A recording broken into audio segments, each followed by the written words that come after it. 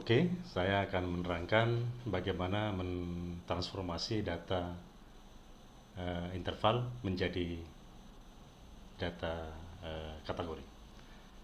Misalkan kita punya data ini, umur responden dalam bentuk interval. Ya, ini umurnya. Biasanya data dalam bentuk interval itu kita tahu rata-rata, minimum, maksimum, standar deviasi dan seterusnya. Misalkan seperti ini, deskriptifnya. Deskriptif, oke, umur responden. Nah, kita ada umur responden 1500 responden, 1514 responden, nilai minimum 18, maksimum 89, rata-ratanya 45, standar deviasi 17 sekian. Tapi seringkali untuk umur kita lebih concern pada kelompok umur. Misalkan kita kategorikan menjadi berapa kelompok umur. Ada cara yang praktis, yaitu dengan binning. Caranya demikian: transform visual binning, age responden kita masukkan. Oke. Nah, ini gambaran data kita. Minimum 18 tadi, maksimum sekian, 89. Kita akan minimum 18, maksimum 89. Sorry.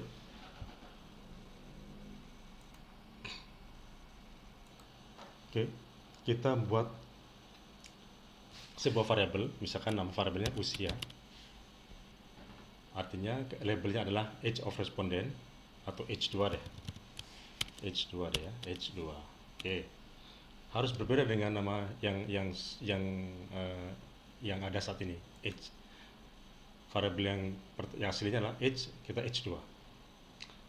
Kita buat cut point karena kita tahu minimum 18, mungkin ada baiknya kita bikin cut point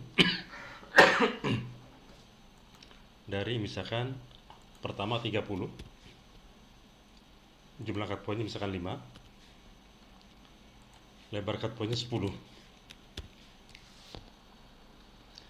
Ya, ada pilihan dengan interval yang sama atau dengan berdasarkan persentil atau berdasarkan standar deviasi. Oke. Lalu kita beri label. Kelompok 1 minus 30, di bawah 30. Kelompok 2 31 40. Dan seterusnya. Kita oke. Maka akan dibuat sebuah variabel lain yang bernama H2 di dalam data kita. Oke, ini datanya. Ini ini keterangannya, labelnya. Oke, kita deskripsikan, analyze, deskriptif, frequencies. Kita masukkan age or responden. Kita buat chartnya demikian. Oke. Ini dari 1517, 3 tidak mengisi data. Orang berumur di bawah 30, 340 orang, sekian persen. 31 sampai 40, 383 orang. 41 sampai 50, 264 orang, dan seterusnya. Ini tabelnya. Ini adalah chartnya. Kita bisa ubah misalkan dengan interval 15. Kita buat transform visual binning, age respondent tadi, continue.